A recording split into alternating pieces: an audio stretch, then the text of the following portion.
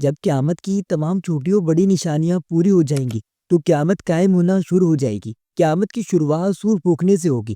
سور ایک سنگ ہے جس میں پھونک ماری جائے گی۔ سور پھونکنے والے فرشتے حضرت اسرافیل علیہ السلام ہیں، اور حضرت اسرافیل علیہ السلام جب سے پیدا ہوئے ہیں اللہ تبارک تعالیٰ کے حکم سے اپنے منہ پر سور رکھے ہوئے ہیں، اور جس دن خالق کائنات کی طرف سے سور پھونکنے کا حکم ہوگا اس دن ہر موت کی ماجا چک دی جائے گی، چاہے وہ پرندہ ہو، کیڑے مکوڑے، انسان، حیوانات۔ اس کے علاوہ آسمان پھٹ کر پکے ہوئے تانبے کی طرح سرخ ہو جائے گا۔ سورج اور چاند دونوں بے نور ہو کر اکٹھے کر دیے جائیں گے، اور ستارے بے نور ہو کر بکھر جائیں گے۔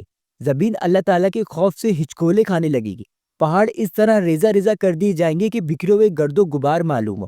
دریا اور سمندر کا پانی آگ سے بھڑک اٹھے گا، اور جو کچھ بھی اس دنیا میں جان کی طرح سے باقی ہوگا سب کچھ فنا کر دیا جائے گا، یہاں تک کہ آخری جان حضرت اسرافیل علیہ السلام جو سور پھونکیں گے اللہ تبارک تعالیٰ ان کی بھی جان لے لیں گے، اور اس دن صرف اور صرف خالق کائنات اللہ عز و جل کی ذات ہی باقی رہ جائے گی۔ تو میرے پیارے دوستو، قیامت کے دن حشر کے میدان میں ہم گنہگار امتیوں کے ساتھ جنت اور جہنم میں کیا ہوگا سب کچھ بتائیں گے۔ اس ویڈیو کو اینڈ تک ضرور دیکھیے گا۔ تو میرے پیارے بھائیوں، اس کے بعد جب اللہ تعالیٰ کی مرضی ہوگی تو پھر سے حضرت اسرافیل علیہ السلام کو اٹھا لیا جائے گا۔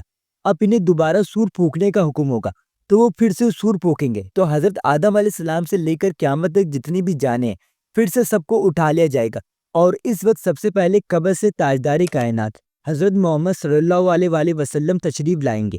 اس کے بعد حضرت موسیٰ علیہ السلام اپنی قبر سے اٹھا لیے جائیں گے، پھر باقی لوگ بھی اپنی قبر سے باہر نکلنا شروع ہو جائیں گے، اور وہ سب لوگ حشر کے میدان میں لائے جائیں گے، اور وہاں سب مرد اور عورتیں ننگے بدن اور ننگے پاؤں کے ساتھ ہوں گے، لیکن خوف اور دہشت کی وجہ سے کسی کو کسی دوسرے کی طرف دیکھنے کی خواہش بھی نہیں ہوگی، کیونکہ محشر کے میدان میں سورج 10 گنا زیادہ تیز ہو جائے گا، اور ہر آدمی کو یوں محسوس ہو رہا ہوگا کہ سورج زمین سے کچھ فاصلے پر ہے۔ دھوپ کی سختی کی وجہ سے لوگ پسینوں میں ڈوبے ہوں گے، اور اس دن 7 قسم کے آدمی کو ارض کا سایہ نصیب ہوگا۔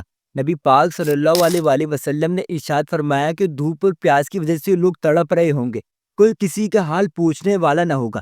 اس حالات میں کئی ہزاروں سال گزر جائیں گے، پھر آخر لوگ پریشان ہو کر آپس میں مشورہ کریں گے، اور حضرت آدم علیہ السلام کی خدمت میں حاضر ہو جائیں گے، اور عرض کریں گے کہ اے آدم، آپ ہمارے باپ ہیں، آپ اللہ تعالیٰ سے سفارش کر دیجئے کہ اللہ تعالیٰ ہمارا حساب لے لے، ہمیں جنت و جہنم کا فیصلہ سنا دے، ہماری برداشت سے باہر ہو چکا ہے۔ مگر حضرت آدم علیہ السلام اس وقت یہ کہہ کر انکار فرما دیں گے کہ نہیں، میں نے بھول کی وجہ سے ایک دانہ کھا لیا تھا، اور اس دانے کی وجہ سے 300 سال تک رو رو کر معافی مانگتا رہا۔ حدیث پاک میں آیا ہے کہ پوری انسانیت کی جتنے بھی آنسو ہیں سارے کے سارے آنسوؤں کو 10 حصوں میں تقسیم کیا گیا ہے، اور 9 حصے حضرت آدم علیہ السلام کے ہیں جو وہ 300 سال تک رو رو کر معافی مانگتے رہے۔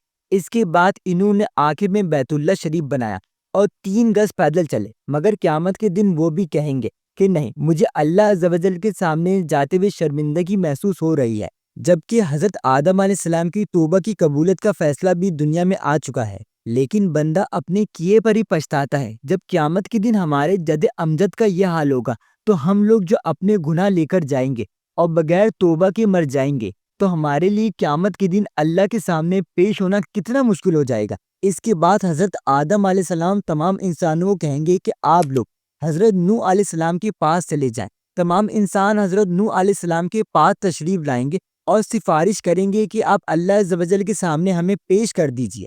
حضرت نوح علیہ السلام یہ فرما کر منع کر دیں گے کہ میں نے اپنے بیٹے کے لیے دعا کر دی تھی، تو اللہ عز و جل نے فرمایا تھا کہ نوح آپ ایسی دعا نہ کیجیے کہ آپ کو نبوت کے مرتبے سے ہی اتار دیا جائے۔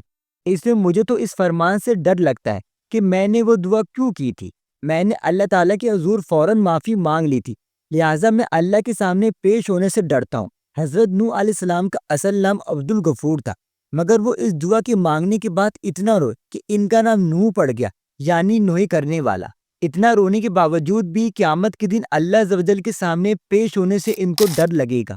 تو سوچنے کی بات یہ ہے کہ ہم تو اپنے گناہ پر روتے بھی نہیں ہیں، بلکہ جب گناہ کرتے ہیں تو خوشی خوشی دوسروں کو بتاتے ہیں کہ ہم نے فلاں گناہ کیا تھا، تو پھر ہمارے لیے قیامت کے دن اللہ عز و جل کے سامنے پیش ہونا کتنا مشکل ہو جائے گا۔ پھر حضرت نوح علیہ السلام سب انسانوں کو فرمائیں گے کہ آپ سب لوگ حضرت ابراہیم علیہ السلام کے پاس چلے جائیں۔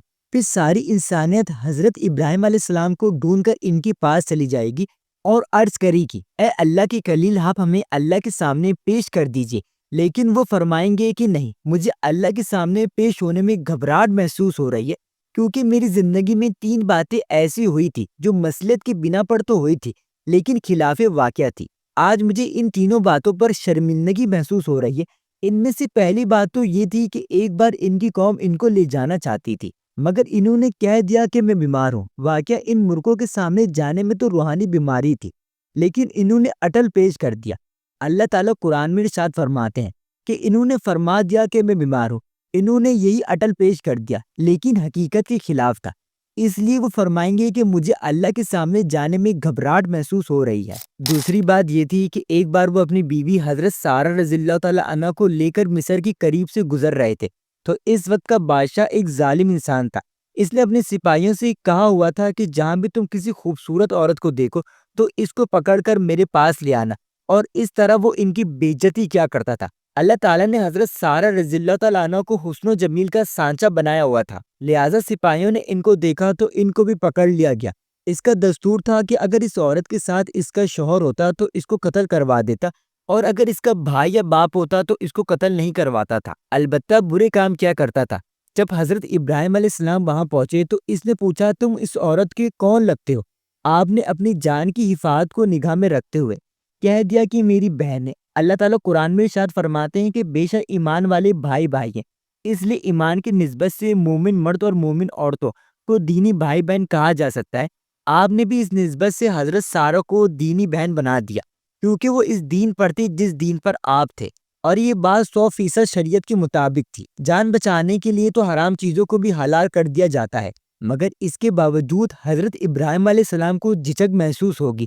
اور تیسری بات یہ کہ ایک بار حضرت ابراہیم علیہ السلام بتوں کو توڑ رہے تھے، جب کافروں نے آ کر ان سے پوچھا کہ ہمارے معبود کو کس نے توڑا ہے، تو آپ نے فرما دیا کہ تم اس سے پوچھو جو تمہیں ان بتوں میں سب سے بڑا نظر آتا ہے۔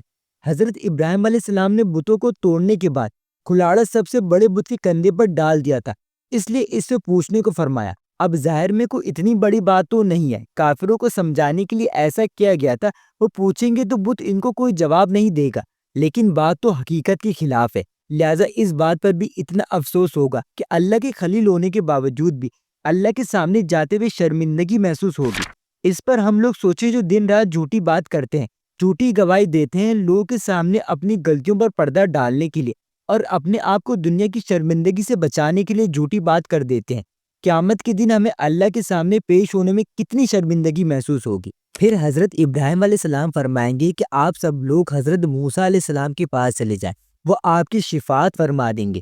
چنانچہ ساری انسانیت حضرت موسیٰ علیہ السلام کے پاس چلی جائے گی اور کہیں گے کہ اے کلیم اللہ، آپ ہماری شفاعت فرما دیجئے، مگر حضرت موسیٰ علیہ السلام یہ کہہ کر انہیں منع کر دیں گے کہ ایک بار ایسا ہی ہوا تھا کہ میرے مخالفوں نے ایک آدمی میری ارتباط کرنے والوں سے جھگڑ رہا تھا، میں نے نصیحت کی خاطر اس کو ایک مکہ مارا تاکہ اسے سمجھ آ جائے، لیکن اس کو مکہ وہاں لگا اور وہ مر گیا۔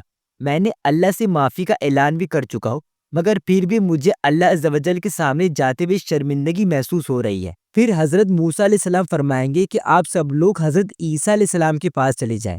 ساری انسانیت حضرت عیسیٰ علیہ السلام کے پاس جائے گی، مگر وہ بھی کہہ کر منع کر دیں گے کہ نہیں، مجھے اللہ کے سامنے جاتے ہوئے ڈر لگ رہا ہے، میری امت نے مجھے اور میری ماں کو اللہ کے ساتھ شریک بنایا ہوا تھا، آج اللہ تعالیٰ مجھ سے کہیں یہ نہ پوچھ لیں کہ آپ نے تو نہیں کہا تھا کہ مجھے اور میری ماں کو اللہ کے ساتھ شریک بناؤ، اس لیے مجھے اللہ کے سامنے جاتے ہوئے ڈر لگ رہا ہے۔ پھر حضرت عیسیٰ علیہ السلام فرمائیں گے کہ آپ سب لوگ اللہ کے محبوب نبی حضرت محمد صلی اللہ علیہ وآلہ وسلم کے پاس چلے جائیں۔ چنانچہ سب لوگ حضرت محمد صلی اللہ علیہ وآلہ وسلم کے پاس چلے جائیں گے۔ اس وقت اللہ تعالیٰ انبیاء کرام کے لیے ممبر لگوائیں گے، تمام انبیاء کرام اپنے اپنے ممبر پر جلوہ افروز ہو جائیں گے، اور آپ صلی اللہ علیہ وآلہ وسلم کے لیے ممبر پیش کیا جائے گا، مگر اللہ کے محبوب نبی حضرت محمد صلی اللہ علیہ وآلہ وسلم ممبر پر بیٹھنے سے انکار فرما دیں گے، کیونکہ ان کے دل میں یہ خیال ہوگا کہیں ایسا نہ ہو کہ میں اس ممبر پر بیٹھ جاؤں اور یہ اڑ کر جنت میں چلا جائے اور میرے گناہگار امتی پیچھے رہ جائیں۔ تو اللہ تعالیٰ آپ صلی اللہ علیہ وآلہ وسلم سے پوچھیں گے کہ اے میرے محبوب، آپ ممبر پر کیوں نہیں بیٹھ رہے؟ تو آپ صلی اللہ علیہ وآلہ وسلم عرض کریں گے کہ اے اللہ، میرے امت کے گناہگاروں کو تو ابھی فیصلہ بھی نہیں ہوا ہے، تو میں اس ممبر پر کیسے بیٹھ جاؤں؟